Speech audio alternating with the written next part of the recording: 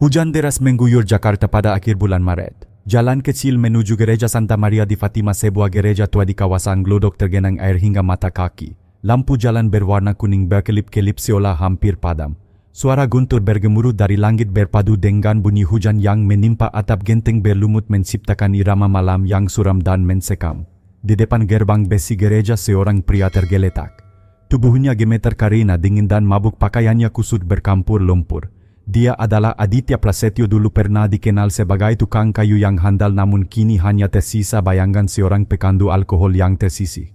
Orang-orang di sekitar sudah terbiasa melihatnya mabuk, tapi malam ini berbeda. Ia tidak lagi bergumam atau tertawa, melainkan rebah seperti batang kayu lapuk. Wajahnya pucat, napasnya berat. Gerbang gereja setengah terbuka, dari dalam terdengar dentingan lonceng yang menggema. Suara itu menembus derasnya hujan menyusup ke telinga Aditya yang setengah sadar seakan memanggil jiwanya kembali. Dalam kabut mabuknya ia samar-samar mendengar nyanyian rohani Ave Maria. Nyanyian itu menyeretnya kembali ke masa lalu, masa ketika ia masih sering menggandeng tangan putrinya ke gereja setiap minggu pagi. Bayangan wajah Maya Prasetya, anak perempuannya dengan mata bening dan tawa ceria, hadir begitu jelas membuat dadanya sesak. Aditya berusaha bangkit, tetapi kepalanya berdenyut, tubuhnya lunglai. Ia pun terjatuh kembali. Air hujan bercampur dengan air mata yang mengalir di pipinya. Untuk pertama kali setelah sekian lama ia berdoa bukan untuk dirinya, melainkan untuk sang anak yang kini terbaring di rumah sakit Cipto Mangunkusumo. Maya menderita penyakit serius dan butuh operasi segera, tetapi biaya yang diminta jauh di luar kemampuannya. Semua usaha pinjaman telah gagal, harapan seolah sirna. Yang tersisa hanyalah doa. Dengan tangan gemetar, ia menempelkan telapak tangannya yang basah pada gerbang besi yang dingin, berbisik lirih, "Ya Tuhan, jika Engkau masih mendengar, selamatkan anakku, jangan biarkan dia pergi sebelum waktunya." Doa itu tenggelam dalam deru hujan malam, terdengar begitu lemah dan putus asa. Beberapa pejalan kaki berlalu dengan payung mereka hanya sekilas menoleh lalu melangkah cepat. Bagi mereka Aditya hanyalah seorang pemabuk malang yang tidak patut diperhatikan. Namun tiba-tiba dalam gelapnya malam muncul kilatan cahaya samar. Aditya tidak tahu apakah itu pantulan lampu atau sekadar halusinasi mabuk. Tapi ia merasakan kehadiran yang aneh, seolah ada sosok yang berdiri tak jauh memperhatikannya dengan diam. Hembusan angin membawa aroma bunga bakung yang lembut, aroma yang biasa ia kenali dari misa di gereja. Pelan-pelan Aditya membuka mata dan menatap ke arah gerbang. Di antara besi berkarat ia seperti melihat bayangan seorang wanita berjubah biru muda dengan kerudung putih menutupi kepalanya. Tatapannya lembut penuh kasih. Sekilas saja lalu lenyap. Tetapi kukup untuk mengguncang hati seorang pria yang telah lama kehilangan harapan. Hujan masih menurunkan tirainya. Aditya kembali jatuh berlutut, bukan lagi karena alkohol, melainkan karena beban penyesalan yang begitu berat. Beban seorang ayah yang telah lama menelantarkan anaknya dan sekerka iman yang baru saja bersemi kembali. Malam itu di depan gerbang gereja Santa Maria di Fatima, Aditya Prasetyo tidak menyadari bahwa ia baru saja menapaki sebuah jalan panjang penebusan. Jalan yang penuh penderitaan, namun juga akan membawanya pada kesempatan untuk menyaksikan sebuah mukjizat yang tak seorang pun duga. Di sebuah gang kecil di kawasan Jakarta Barat berdiri sebuah bengkel kayu sederhana. Udara di sekitar bengkel selalu dipenuhi aroma serbuk gergaji dan kayu jati yang baru dipotong. Suara palu gergaji dan deret kayu berpadu menjadi irama keseharian. Bengkel itu milik Aditya Prasetyo, seorang tukang kayu yang dulu dijuluki tangan emas. Setiap perabot yang keluar dari tangannya, meja, kursi, lemari hingga altar kecil untuk gereja, selalu memikat hati pemesan. Karyanya dikenal rapi, kokoh dan penuh sentuhan seni. Namun yang membuat hidup Aditya semakin berharga bukan hanya bengkel kayu itu. Ia memiliki istri bernama Mariawati dan seorang anak perempuan bernama Maya Prasetya. Kehidupan keluarga kecil ini sederhana tetapi bahagia. Setiap pagi Mariawati menyiapkan sarapan, sementara Maya dengan mata bening dan tawa riang selalu berlarian menggitari meja makan. Suara tawa anaknya menjadi bahan bakar semangat Aditya sebelum ia membuka bengkel. Hari Minggu selalu menjadi momen istimewa. Mereka berjalan kaki bersama menuju gereja Santa Maria di Fatima, duduk di bangku ketiga dari depan. Maya yang masih kecil selalu ikut bernyanyi paling keras dalam paduan suara anak-anak. Senyum polosnya membuat banyak orang tua di gereja menoleh kagum. Bagi Aditya itulah kebahagiaan yang tak ternilai. Namun kehidupan yang tenang itu tidak bertahan lama. Pada tahun 2018, Aditya mulai merasa bengkel kecilnya tidak cukup. Ia ingin memperluas usaha, membangun bisnis mebel besar, menerima kontrak hotel dan restoran di pusat kota. Ambisi itu lahir dari niat membahagiakan keluarganya, tetapi juga dari keinginan membuktikan diri. Ia meminjam uang dalam jumlah besar dari bank dan kerabat dengan keyakinan bahwa langkah besar ini akan membawa masa depan cerah. Awalnya semua berjalan lancar, mesin baru dibeli pekerja ditambah pesanan datang silih berganti. Tetapi roda nasib berputar ke arah sebaliknya. Harga kayu melonjak, kontrak yang sudah ditandatangani tidak bisa diubah. Lebih buruk lagi, salah seorang rekan bisnis yang ia percaya membawa kabur sebagian modal. Dalam waktu singkat, usaha yang semula penuh harapan runtuh. Hutang menumpuk, bengkel sepi, mesin berhenti, para pekerja pergi satu persatu. Papan nama bengkel yang dulu jadi kebanggaan kini tergantung lusuh menjadi saksi bisu kehancuran. Reputasi Aditya hancur bersama usahanya. Dari seorang pengrajin yang dihormati, ia berubah menjadi pria yang dijauhi. Dalam keputusasaan itu Aditya mulai mencari pelarian. Malam-malamnya ditemani botol arak murah. Pada awalnya ia berkata pada diri sendiri bahwa itu hanya sementara, hanya untuk menghilangkan stres. Namun sedikit demi sedikit alkohol berubah menjadi teman sehari-hari. Ia pulang larut malam dengan langkah sempoyongan tubuhnya bau arak, mulutnya penuh kata-kata kosong. Mariawati menanggung luka paling besar. Rumah yang dulu penuh tawa kini dipenuhi tangisan dan pertengkaran. Setiap kali suaminya pulang mabuk, suara pintu dibanting piring peka dan kata-kata kasar memenuhi udara. Maya yang masih kecil sering menutup telinga dengan bantal di kamarnya. Ia takut melihat ayahnya sendiri. Anak yang dulu berlari menyambut dengan tawa kini sembunyi di balik punggung ibunya. Suatu malam kebiasaan buruk itu hampir membawa bencana. Rokok yang ditinggalkan Aditya di ruang tamu nyaris membakar tirai. Api kecil berhasil dipadamkan, tetapi kejadian itu membuat Mariawati memutuskan pergi. Ia membawa Maya ke rumah orang tuanya di Bekasi. Rumah sederhana yang dulu penuh kehangatan kini hanya menyisakan botol kosong dan bau alkohol. Kesepian melanda. Tetangga yang dulu menghormati kini menjauh.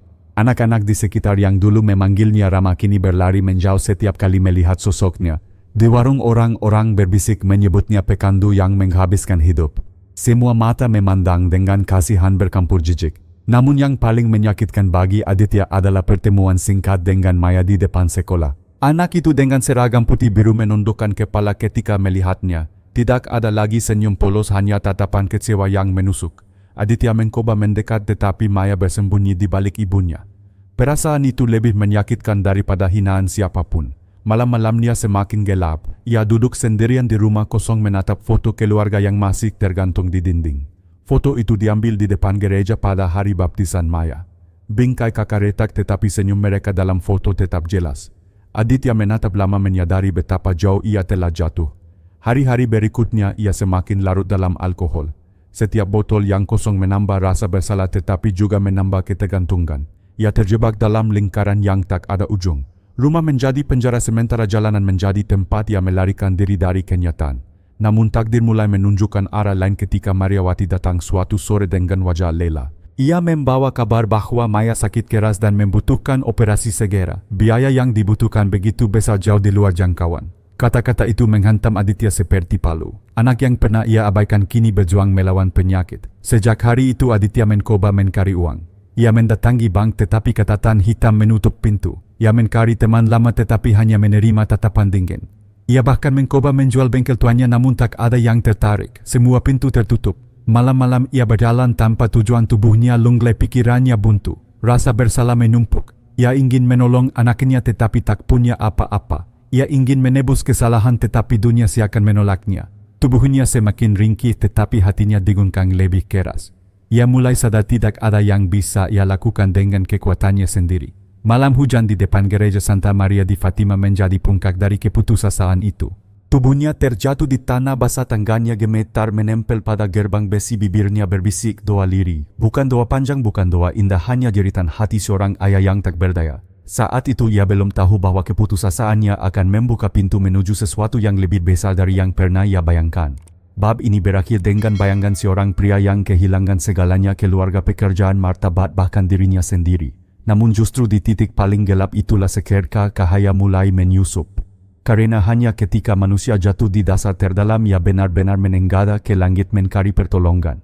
Rumah sakit Cipto Mangunkusumo, sebuah tempat di mana hidup dan mati berdampingan dalam diam. Di lorong-lorong panjangnya suara langkah kaki terburu-buru berpadu dengan derit roda tempat tidur dan bunyi monoton mesin monitor jantung. Di salah satu kamar isolasi, anak tubuh mungil Maya Prasetya terbaring diam. Di wajahnya yang pucat sisa-sisa masa kecil yang kira perlahan menghilang. Infus tergantung di sisi ranjang dengan cairan bening yang menetes perlahan menuju tubuh lemah itu. Selang oksigen menutupi hidungnya dan dada kecilnya naik turun dengan napas yang terdengar berat.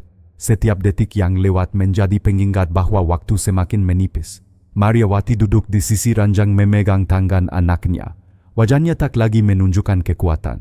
Ia nyaris tak tidur selama 2 hari, matanya merah, tubuhnya gemetar karena kelelahan dan kecemasan. Namun tak ada kesedihan yang lebih dalam daripada yang dirasakan Aditya Prasetyo yang berdiri terpaku di sudut ruangan seperti bayangan asing yang tidak tahu harus berbuat apa. Di balik jendela rumah sakit Jakarta diliputi mendung kelabu, tapi di dalam hati Aditya badai lebih besar sedang bergemuruh. Ia menyaksikan buah hatinya melemah dan tak ada satupun yang bisa ia lakukan. Semua usaha telah ia jalani. Semua pintu telah ia ketuk. Tak ada yang terbuka. Bank menolak pinjamannya dengan alasan riwayat kredit buruk. Teman-teman lama yang dulu memujinya sebagai tukang kayu jenius kini menolak menjawab telepon. Beberapa bahkan memalingkan wajah ketika bertemu di jalan. Di mata mereka ia adalah pekandu yang gagal dan bukan seseorang yang pantas diberi kepercayaan. Aditya mencoba menjual peralatan terakhir dari bengkel tuannya. Gergaji palu meja kerja semua yang tersisa dari masa lalu. Namun semua itu hanya menghasilkan jumlah kecil tak cukup bahkan untuk membayar uang muka rumah sakit. Dalam sekejap ia kembali ke titik nol. Hari-hari berlalu dengan cepat dan kondisi Maya memburuk. Dokter mengatakan bahwa operasi harus dilakukan segera. Penyakit yang menyerangnya berkembang cepat merusak organ-organ vital. Tanpa tindakan hanya keajaiban yang bisa menyelamatkan. Tapi untuk memulai operasi rumah sakit meminta pembayaran di muka. Dan Aditya tak punya apa-apa. Ia duduk beram-jam di ruang tunggu. Dinding putih rumah sakit seakan menutup rapat semua harapan. Di tengahnya amplop kosong yang tak mampu diisi. Di kepalanya pikiran bergemuruh tentang kegagalan, tentang dosa, tentang semua malam ketika ia lebih memilih alkohol ketimbang anaknya. Di sebuah titik ia merasa tubuhnya tak kuat lagi. Langkahnya lemas, kepalanya berat, dunia seperti menggejeknya. Ia berjalan keluar dari rumah sakit tanpa arah. Hujan mulai turun dari langit mendung. Rintik perlahan berubah menjadi deras. Aditya berjalan melewati jalanan Jakarta yang licin. Air menggenang di trotoar, kendaraan melintas dengan cepat menyisakan cipratan yang tak ia hiraukan. Tubuhnya basah kuyup tetapi ia terus berjalan. Ia tidak tahu ke mana. Kakinya seperti digerakkan oleh rasa bersalah bukan oleh kehendak. Hingga akhirnya entah bagaimana ia tiba di depan gereja Santa Maria di Fatima. Gerbang gereja yang dulunya menjadi pintu masuk ke hari-hari penuh iman kini berdiri bisu di hadapannya.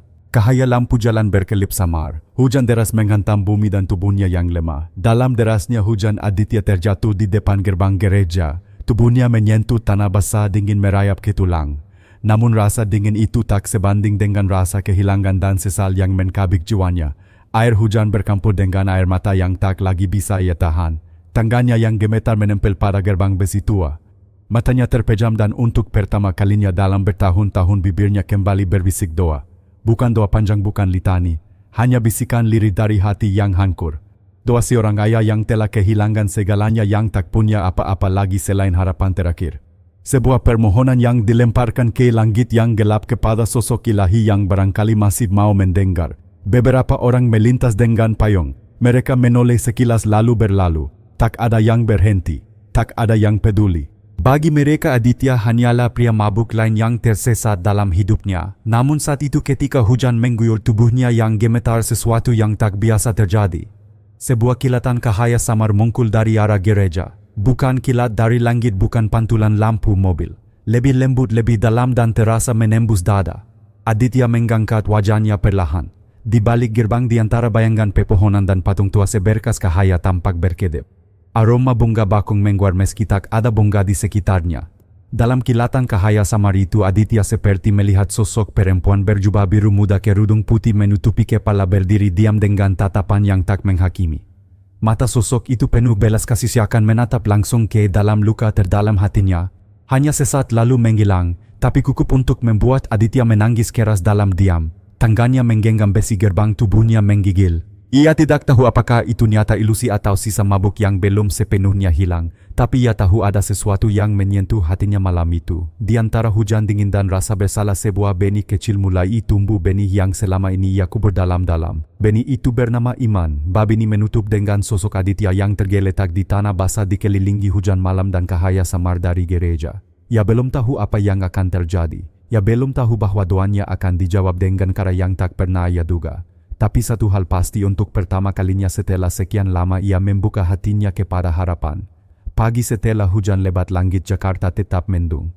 Sisa-sisa badai malam sebelumnya masih terlihat dalam genangan air di tepi jalan dedaunan basah dan angin yang menusuk tulang. Di rumah sakit Cipto Mangunkusumo suasana di ruang rawat anak tak jauh berbeda, sepi, dingin dan penuh ketegangan. Maya masih terbaring lemah di ranjang, tubuh kecilnya dikelilingi alat bantu medis. Monitor jantung terus berbunyi ritmis, garis hijau pada layar bergerak lambat. Di kursi sebelah tempat tidur Mariawati memegang tangan putrinya yang dingin. Ia hampir tidak berkedip, matanya sembab. Aditya kembali ke rumah sakit pagi itu dalam keadaan tubuh lemas dan pakaian yang masih lembab oleh hujan malam. Ia tidak membawa apa-apa selain luka batin dan sebuah harapan kecil yang belum mati. Ia menunduk ketika melewati resepsionis, matanya menghindari kontak karena rasa malu masih menggantung kuat dalam dirinya. Namun tepat ketika ia hendak menuju ruang rawat, seorang staf administrasi rumah sakit memanggil namanya. Awalnya Aditya berpikir itu terkait tagihan yang belum ia bayar dan dadanya langsung sesak. Tapi kalimat yang keluar dari mulut staf itu justru membuat langkahnya terhenti dan jantungnya serasa berhenti berdetak. Biaya operasi sudah dibayar lunas. Aditya terpaku. Ia tidak mengerti, ia tidak tahu siapa yang membayar. Ia bahkan belum sempat menjawab. Yang ia tahu hanyalah bahwa namanya benar dan bahwa sistem rumah sakit sudah mencatat pembayaran penuh atas nama Maya Prasetya. Tak ada nama donatur, tak ada catatan nomor rekening atau identitas lain. Hanya satu baris di layar komputer yang menjelaskan bahwa seorang donatur anonim telah melunasi seluruh biaya operasi dan perawatan Maya. Aditya tidak bisa menahan air matanya. Di tengah lorong rumah sakit yang dingin, ia bersandar pada dinding dan terisak dalam diam. Ia ingin tahu siapa yang menolong. Ia ingin mengucap terima kasih. Tetapi lebih dari itu, ia tahu dalam hatinya ini bukan kebetulan. Beberapa jam kemudian Maya dibawa ke ruang operasi. Dokter dan perawat bergerak cepat. Suasana tegang menyelimuti. Mariawati menangis saat melihat tubuh kecil putrinya dibawa masuk. Aditya berdiri kaku, tangan menggepal. Waktu berjalan lambat. Setiap detik terasa seperti jam. Di ruang tunggu, Aditya hanya bisa berdoa dalam hati. Ia memejamkan mata dan mengingat kembali momen di gerbang gereja, hujan yang mengguyur tubuhnya, cahaya samar yang mengkul, aroma bunga bakung dan sosok berjubah biru yang sempat ia lihat. Semua itu kembali hadir seolah memberinya kekuatan untuk bertahan. Setelah 3 jam yang terasa seperti seumur hidup, pintu ruang operasi terbuka. Seorang dokter keluar dengan wajah lelah tapi tersenyum. Operasi berhasil. Maya selamat. Berita itu menghantam Aditya seperti gelombang besar, bukan untuk menghancurkan melainkan untuk menyapu bersih lumpur dari hatinya. Ia terduduk, tangan menutupi wajah, tubuhnya bergetar hebat. Semua emosi meledak menjadi satu lega syukur, penyesalan dan cinta. Beberapa hari berikutnya Maya perlahan sadar. Tubuhnya masih lemah tetapi detak jantungnya stabil. Warna kembali ke wajahnya. Dan saat Aditya duduk di samping ranjangnya, Maya membuka mata, tersenyum pelan dan berbisik bahwa dalam mimpinya ia melihat seorang wanita berjubah biru dengan wajah yang bercahaya. Wanita itu menyentuh dahinya dan berkata bahwa semuanya akan baik-baik saja. Maya merasa tenang, hangat dan tidak takut. Ketika ia terbangun, ia tahu dirinya telah kembali. Kerita Maya membuat darah Aditya berdesir. Matanya membelalak pelan. Ia mengenali sosok itu. Itu adalah bayangan yang ia lihat di depan gereja dalam kilatan cahaya di antara hujan deras. Bayangan yang ia sangka hanya halusinasi atau sisa mabuk. Tetapi jika Maya melihat hal yang sama, seorang wanita berjubah biru, bagaimana mungkin itu hanya imajinasi Aditya terdiam lama. Dalam diam itu, untuk pertama kalinya setelah bertahun-tahun, hatinya mulai percaya bahwa mukjizat itu nyata. Bahwa ada sesuatu di luar logika yang telah menjawab doanya. Ia tidak tahu siapa donatur itu dan mungkin tidak akan pernah tahu. Tapi hatinya tahu bahwa malam ketika ia tersungkur dalam hujan, ketika ia berdoa dengan seluruh jiwanya, sesuatu di langit mendengarkan. Malam-malam di rumah sakit kini berubah. Bukan lagi malam yang dipenuhi rasa takut, tetapi malam yang penuh syukur. Aditya mulai membacakan doa setiap malam di samping ranjang Maya. Ia tidak tahu apakah Maya memahami semuanya, tetapi ia tahu bahwa anak itu mendengarkan. Dan lebih dari itu, Tuhan pun mendengarkan. Dalam beberapa minggu kondisi Maya terus membaik. Ia bisa duduk kemudian berjalan pelan. Senyumnya mulai mengkul lagi dan tawanya kembali menggema meski pelan. Setiap langkah kecilnya adalah bukti nyata bahwa mukjizat bukan sekadar dongeng. Aditya pun mulai berubah. Ia tidak lagi menyentuh alkohol. Setiap kali rasa ingin kembali datang, ia menatap wajah Maya dan mengingat malam hujan itu. Ia tahu jika ia mengkhianati kesempatan kedua ini, maka semua akan sia-sia. Bab ini ditutup dengan gambaran yang berbeda. Di ruang rumah sakit sederhana itu, seorang pria yang dulu hanyut dalam mabuk kini duduk tenang di samping putrinya. Tangannya menggenggam tangan kecil yang dulu nyaris hilang.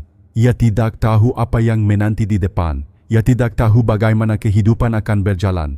Tapi satu hal ia tahu dengan pasti bahwa malam ketika ia tersungkur dalam hujan sebuah tangga tak terlihat telah mengangkatnya dan sejak itu langkahnya tidak lagi sendiri. Sejak operasi Maya berhasil waktu seolah berjalan dalam irama baru, tidak lagi terasa seperti TikTok kecemasan yang menggantung di setiap detik melainkan aliran pelan namun pasti menuju pemulihan. Ruang rawat Maya menjadi lebih terang bukan karena perubahan cahaya lampu melainkan karena kehadiran harapan yang perlahan tumbuh di setiap napas. Aditya Prasetyo menghabiskan sebagian besar waktunya di sana. Ayah tidak lagi hanya berdiri diam di sudut melainkan mulai hadir dalam arti sesungguhnya menggelap dahi anaknya ketika berkeringat membantu mengganti perban menyuapkan makanan dengan tangan yang dulu lebih sering menggenggam botol. Setiap gerakan kecil yang ia lakukan seperti bentuk permohonan maaf yang tak terungkap dan setiap senyum lemah Maya seolah menjawab bahwa ia mendengar dan menerima. Perjalanan meninggalkan alkohol tidak pernah mudah. Tubuh Aditya bereaksi. Malam-malam pertama tanpa minuman adalah siksaan. Tangan gemetar, kepala berat, pikiran berputar-putar tanpa arah. Suara dalam dirinya berteriak minta kembali ke rasa pahit yang menenangkan rasa yang selama ini menjadi pelarian. Namun setiap kali keinginan itu datang wajah Maya terbaring di ranjang rumah sakit mengkul di hadapannya. Pandangan mata anaknya yang nyaris padam namun tetap perkaya menjadi benteng terakhir yang melindunginya dari kehancuran total. Ia mulai menulis di buku catatan kecil hal-hal sederhana yang ia syukuri. Hari pertama tanpa alkohol, hari ketika Maya bisa duduk, hari ketika Mariawati mengganggu pelan saat ia menawarkan membawakan makanan. Setiap goresan di buku itu menjadi tonggak kecil dalam jalan panjang menuju pertobatan. Mariawati masih menjaga jarak. Luka lama tidak bisa sembuh hanya karena satu mukjizat. Tapi ia tidak bisa menolak melihat perubahan itu. Aditya kini lebih banyak diam bukan karena putus asa tetapi karena sedang mendengarkan. Ia tidak lagi membentak, tidak lagi mengeluh, tidak lagi menyalahkan. Ia belajar menjadi hadir tidak hanya secara fisik tetapi secara hati. Maya perlahan pulih. Ia mulai bisa berdiri dengan bantuan lalu berjalan beberapa langkah di lorong rumah sakit. Suaranya mulai terdengar lagi walau masih pelan. Aditya sering mendampinginya berjalan. Ia menyiapkan selimut, membawakan mainan kecil bahkan membaca buku cerita. Tindakan-tindakan sederhana itu adalah hal yang dulu ia anggap remeh tapi kini menjadi bagian dari perjalanannya menuju penebusan. Setiap malam sebelum Maya tidur, Aditya duduk di tepi ranjang dan membacakan doa. Kadang ia tak tahu harus berkata apa maka ia hanya menggukap syukur. Di dalam hatinya ia tahu bahwa doa-doa itu bukan hanya untuk Maya tapi juga untuk dirinya sendiri. Doa agar tidak kembali ke masa lalu, doa agar bisa terus kuat, doa agar bisa menjadi ayah yang layak. Ia juga mulai datang ke kapel kecil di rumah sakit, bukan untuk meminta melainkan untuk diam. Di sana di depan lilin yang menyala tenang ia hanya duduk dan bernapas. Tidak ada ritual, tidak ada pretensi, hanya keheningan dan kehadiran. Dan dalam keheningan itu ia merasa didengar. Perubahan Aditya mulai terlihat oleh orang lain. Beberapa perawat memuji ketelatenannya. Petugas kebersihan menyapanya lebih hangat. Bahkan satpam rumah sakit yang dulu curiga setiap kali melihatnya berjalan dengan tatapan kosong kini menyambut dengan anggukan penuh hormat. Semua itu kecil tapi penting, karena selama bertahun-tahun Aditya hidup sebagai bayangan seorang yang dihindari bukan dirangkul. Di dalam dirinya sesuatu mulai tumbuh, bukan hanya niat untuk berubah tapi juga kesadaran bahwa hidupnya punya arti lebih. Ia mulai bertanya apakah mukjizat yang menyelamatkan Maya hanya untuk menyelamatkan Maya saja atau juga untuk menuntunnya ke jalan baru. Ia mulai menawarkan bantuan kepada pasien lain. Kadang ia mengambilkan air untuk orang tua yang kesulitan berdiri. Kadang ia mengantar keluarga pasien baru ke ruang perawatan. Tidak ada yang memintanya melakukan itu. Tapi setiap kali ia membantu ia merasa lebih hidup. Malam-malamnya kini diisi dengan menulis. Ia menulis tentang malam hujan itu, tentang bayangan berjubah biru, tentang cahaya samar yang menghangatkan jiwanya. Ia menulis bukan karena ingin menjadi penulis tapi karena ingin mengingat bahwa kegelapan bisa menjadi tempat di mana cahaya paling kecil tampak paling terang. Suatu sore Maya bertanya apakah mereka bisa kembali ke gereja setelah ia sembuh. Pertanyaan itu membuat Aditya terdiam lama. Dulu ia yang menggandeng tangan Maya ke gereja setiap minggu. Kini Maya yang meminta itu kembali. Dan dalam permintaan itu Aditya mendengar suara Tuhan bukan dalam guntur atau petir melainkan dalam suara lembut anak kecil yang selamat dari maut. Mariawati yang mendengar itu hanya tersenyum samar. Mungkin untuk pertama kalinya ia melihat gambaran keluarga yang dulu sempat ia kubur dalam-dalam. Tidak sempurna, masih penuh luka, tapi perlahan hidup kembali. Bab ini ditutup dengan sebuah pagi yang sederhana. Matahari menyinari jendela kamar rumah sakit. Maya duduk di kursi roda mengenakan sweater kesukaannya. Aditya berdiri di belakangnya, tangannya dipegangkan kursi, matanya menatap keluar jendela. Ia tidak tahu bagaimana masa depan. Tapi ia tahu selama langkahnya tidak menjauh dari cahaya, selama hatinya tetap terbuka pada kasih, maka masa lalu tidak akan lagi menjadi penjara. Ia telah memulai sesuatu yang baru, bukan hanya untuk dirinya tapi juga untuk anaknya dan untuk iman yang dulu sempat hilang. Beberapa minggu setelah Maya diperbolehkan pulang dari rumah sakit, kehidupan keluarga Aditya perlahan menemukan bentuknya kembali. Rumah kecil yang sebelumnya sunyi penuh bayang-bayang malam dan suara botol PK kini mulai diisi suara lembut, suara Maya membaca buku, suara peralatan dapur Mariawati dan suara langkah kaki Aditya menyapu halaman. Tidak ada kemewahan, tidak ada tawa besar, tapi setiap hari yang dilalui terasa seperti langkah kecil menuju pemulihan. Bagi Aditya, kehadiran Maya yang selamat dari ambang kematian adalah alasan untuk memulai hidup dari awal. Bengkel kayu yang dahulu menjadi sumber kebanggaan sekaligus luka kini tak lagi berfungsi sebagai tempat produksi. Tapi Aditya tak menutupnya. Ia membersihkan lantai dari debu, mengangkat papan-papan lama dan memperbaiki jendela yang peka. Bukan untuk memulai bisnis lagi, melainkan sebagai bentuk penghormatan terhadap masa lalunya, sebuah tempat yang pernah menjadi saksi kejayaan dan kejatuhan. Aditya tidak lagi mengejar uang atau proyek besar. Ia lebih sering terlihat di gereja. Bukan hanya hadir dalam misa tapi juga membantu tanpa diminta, menyusun kursi, mengangkat alat musik, membersihkan halaman atau sekadar menyapa para lansia yang datang tertatih-tatih. Ia melakukan semua itu dalam diam tanpa mengharapkan sorotan. Namun perubahan itu tak luput dari perhatian.